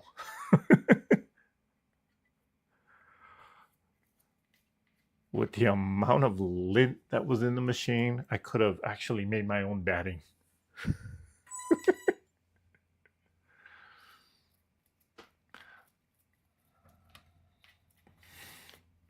Yeah. Plus, back then, I didn't know a lot about cotton or the different types of cotton thread. So I was using a thread that was very linty. It was the Walmart $2.99 or 99-cent special. It wasn't polyester. It was just a cotton thread, kind of an off-brand cotton thread. And back then, I just thought thread was thread. So what's the difference? But oh boy, was that thing. I mean, that was just a cotton ball spun together to imitate thread. And when I finally learned about how to clean the machine and how to do proper maintenance on it, oh my gosh, I felt so bad. And I was wondering why there were certain weird sounds coming out from the machine.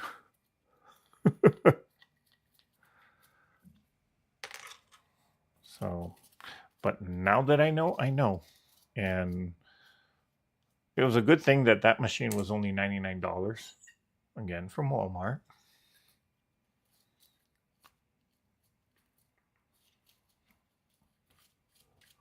But after I started taking care of it, it started kind of sewing pretty good. But yeah, well, it lasted me about 4 years. So, I mean, for a $99 machine, not bad. And it was my first sewing machine, so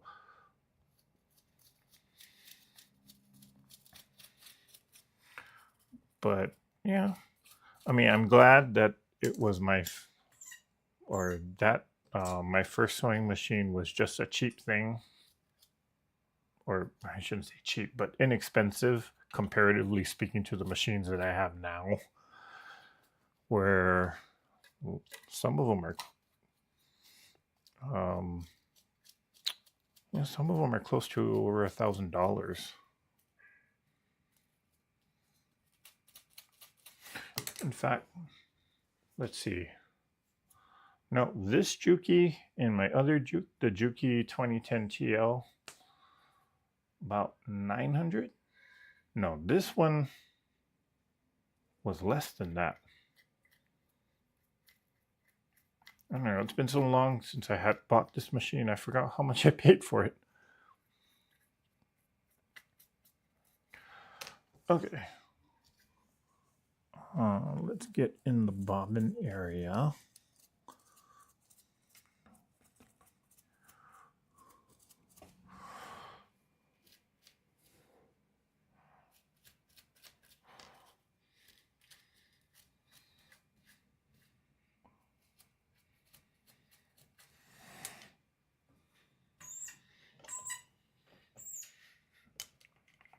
Ooh, still a lot of lint stuck to there.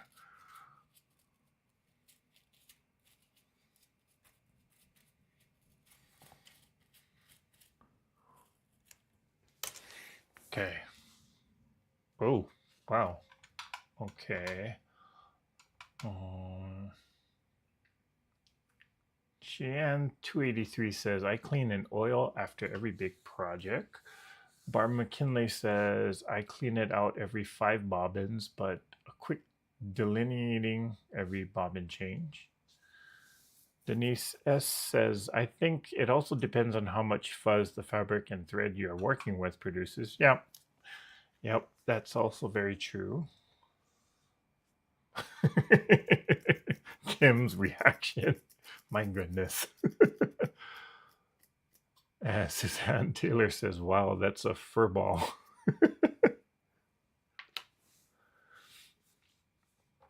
And Kim Burr says, my machines both have drop-in bobbins, so they're pretty easy to clean. Is a drop-in, I'm kind of curious because I don't really, there's only one machine that I know. It's a brother machine that I don't use very often, and it does have a drop-in bobbin. I always thought that a drop-in bobbin is harder to clean, and this particular brother doesn't have like an access panel at the bottom. And I always was kind of curious if the lint just builds up down there, but I don't know. Maybe I'm too used to side bobbins or a non-drop-in bobbin. Is a drop-in bobbin actually easier to clean out?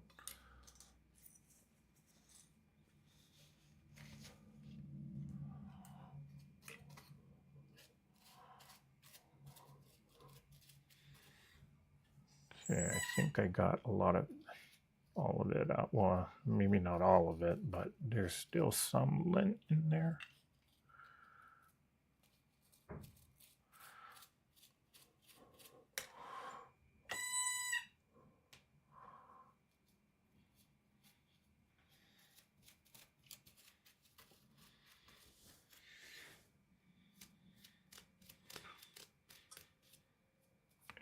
Linda Fugate says, I clean the machine after every project end.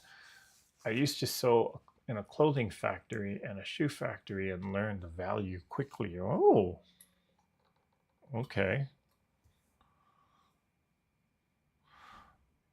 Yeah, I do find that if you really take care of these, especially on these industrial machines, um, because I kind of do my own maintenance on it pretty regularly, I haven't had the need to actually take it in to get servicing, and it's been several years now. But these particular machines are built for that, so they're workhorses. And well, I mean, if there is a problem, you can kind of fix it on your own. You don't need a specialist because there's no computerized parts with this. You don't need to have like a specialist run a diagnostic on it, and then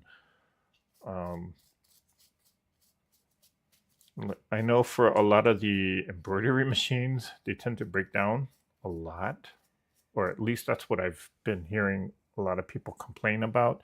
And because it's computerized, you constantly have to go through computer updates, software updates, and sometimes the software doesn't agree with the machine. And so you have to get a fix for that. I know in the computer world, they call that a patch. or if there's something wrong in the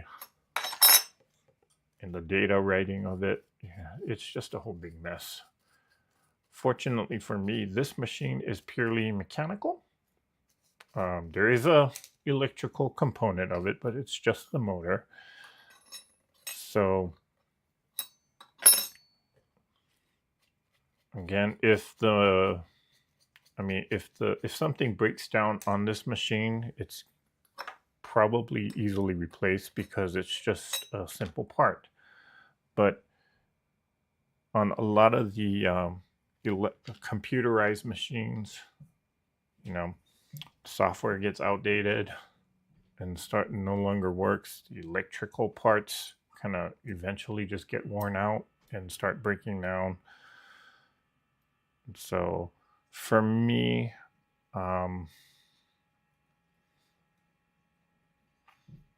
I kind of factor that in when I look at different types of sewing machines. If it's computerized, then I'm a little bit more hesitant or a little bit more conservative and skeptical about purchasing it. Whereas in a mechanical machine like this, it's a lot easier if something goes wrong, to repair it.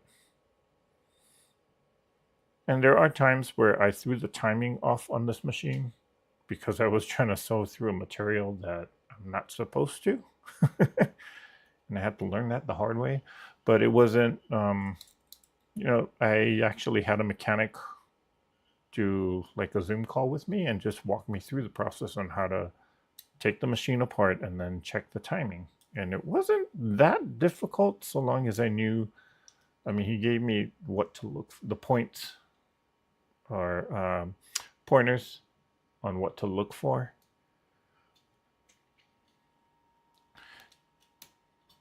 And quite honestly, it was a good thing that I had all this camera equipment, because then he could clearly see what was wrong and walk me through it.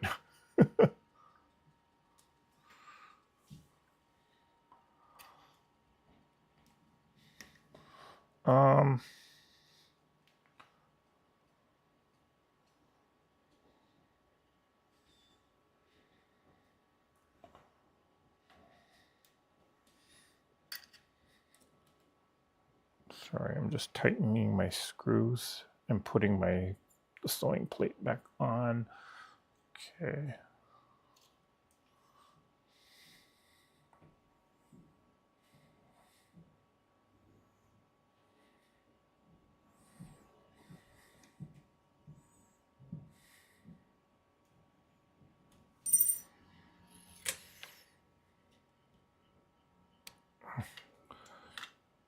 Move the light out of the way.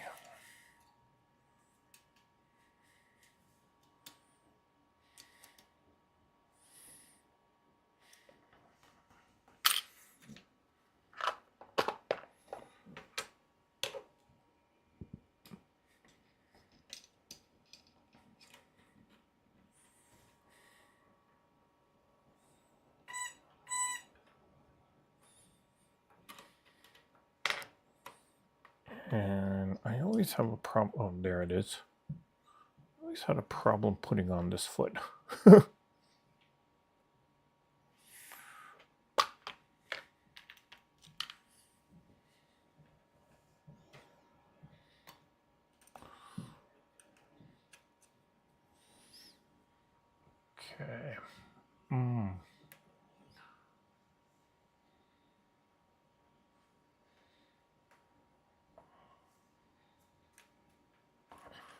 Kim Burris says that she has an attachment that goes on her vacuum that's made to clean sewing machines. It has a tiny nozzle that gets in there and gets the gunk out easy.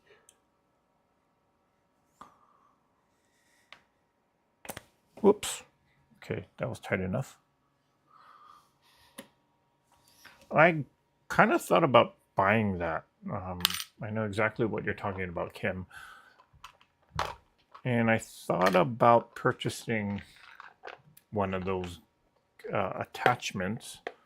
I heard mixed reviews about it, though. Maybe that's something I should trying to do a video on.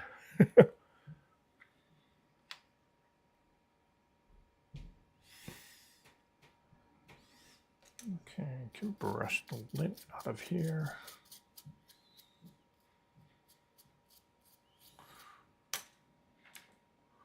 Okay, got my next bobbin, which I can put that in.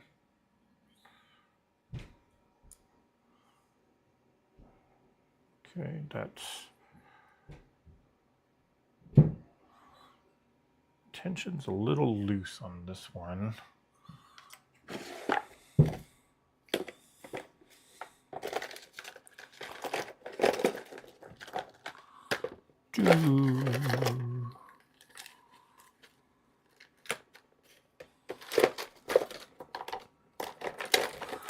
I know I have my screwdriver in here.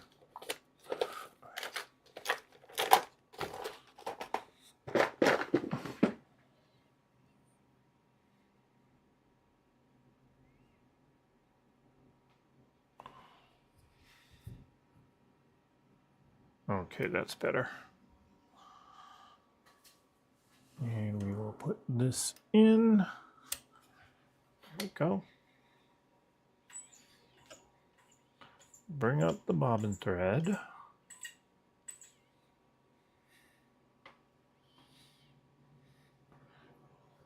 Whoops. And we'll floss it through.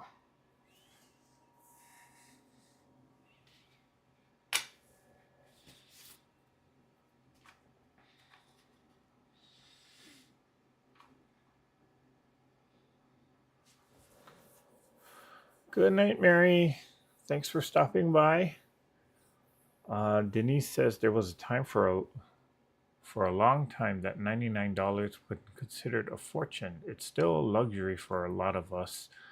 When I spent $700 for a sewing and embroidery machine, I had to seek therapy. Yeah, actually, I should kind of apologize for that, because, you know, $199 sewing machine. I mean, consider in context. I mean, when you have sewing machines that run into the thousands, yeah, $99 does seem cheap. But for some people, $99, I mean, it is still a lot of money. It just doesn't have the same purchasing power today with the inflation and everything. And I need to kind of wipe this down because the oil got all over the place. So I should watch what I say with stuff like that. So thanks for reminding me of that. And I'm just kind of wiping down the oil because a lot of it came out. So at least it's good to know that this machine, the self-lubricating aspect or feature of this machine, is still working, which is good.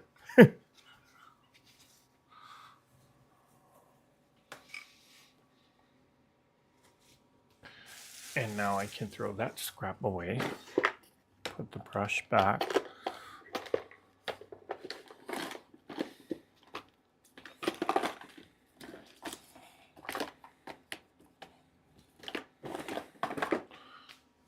Okay, then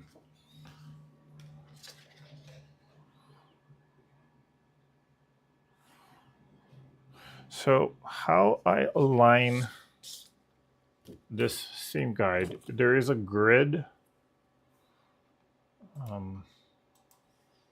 It's on a grid system here, so I will find lines. I mean, I'm gonna match the 1/4 inch line to the 1/4 inch guide that's on the needle plate here.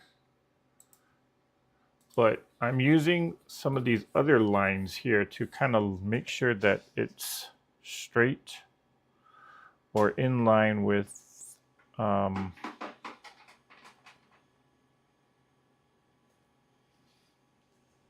sorry, like, I know you can't see it. Let me see if I can do this.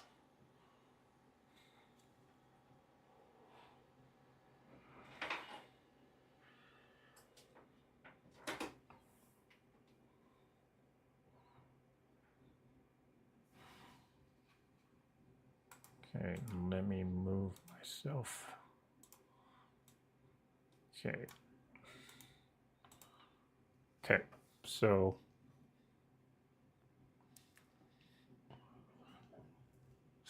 on, well, you can't see it, but I'm kind of matching one of these grid lines to the same lines that are on the needle plate here.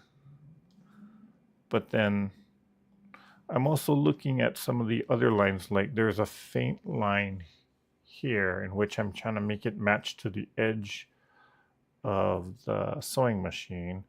And that's kind of a sort of like when you cut fabric, you always match you match multiple lines or multiple angles of the fabric to the ruler. So kind of the same concept here, where I'm not just matching the grid line to the seam or the seam lines that are on the needle plate. I'm looking elsewhere to see if those are also lining up. So like here, there's a line that matches to the natural line of the sewing machine, in which if it all lines up, then great.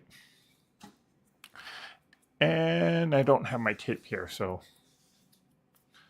but if I had my tape, I would just be taping it down, doing a sewing test to make sure that the 1/4 inch is okay. Then if it is, you know, kind of tape it securely down. And if it's not, you would just make your adjustments. Okay. Okay. You know what? I think I've been on for over 2 hours, so I wasn't kind of wanted to just do a little longer of a live, but not so long. So I think now's a good time for me to kind of cut it or stop. And I know for a lot of people, they're starting to leave because it's getting late for them. So we're going to stop here for tonight. Again, I appreciate you guys showing up on a Christmas day. Glad that you guys were able to join me here tonight. So this was the final block for the Farmer's Wife quilt. And, well, sad to say, this will be the final, or at least this last scheduled live for 2024. Because of work and other things, I will not be doing anything live next week. So I want to wish all of you guys a happy new year. Hope that the 2025 will be joyful and more happy for you. If I do go on live, maybe sometime this weekend, it'll be unannounced, it'll be just kind of a last minute thing. I was not planning on anything for the rest of the year, just to give me time to prepare for things coming up in 2025, as well as just to do work-related things. So again, I'm not planning on any live, but I may do something last minute. If so, it'll probably be on a Saturday morning. So, but again, thank you guys for joining me here tonight. I am planning on doing sort of like a much more edited video or much more prepared video, kind of talking about the changes that are going to occur in 2025. So giving out the new live schedule, as well as talking about the Zoom calls. So be on the lookout for that. I know tonight wasn't as organized as I would like the announcement to be. Okay. If there are any last minute questions, I'll stay on for about another minute or so.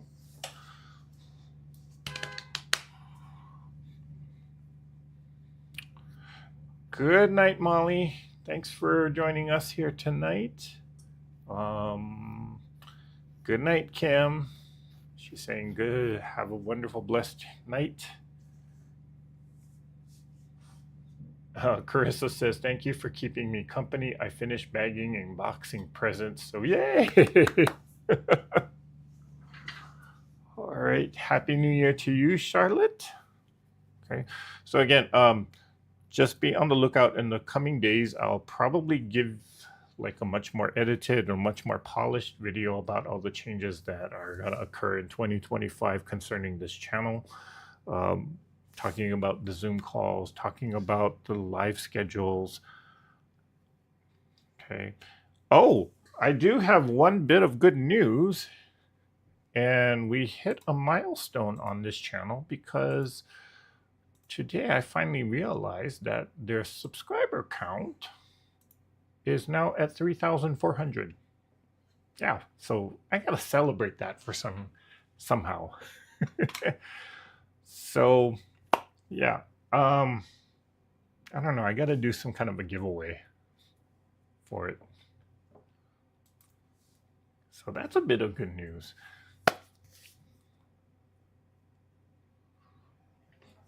Okay, Happy New Year to you too, Barbara.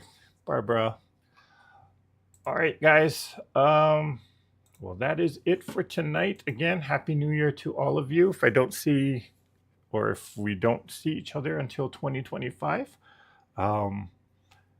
thank you guys for hanging out with me. Thank you guys for just chatting here and just hanging out.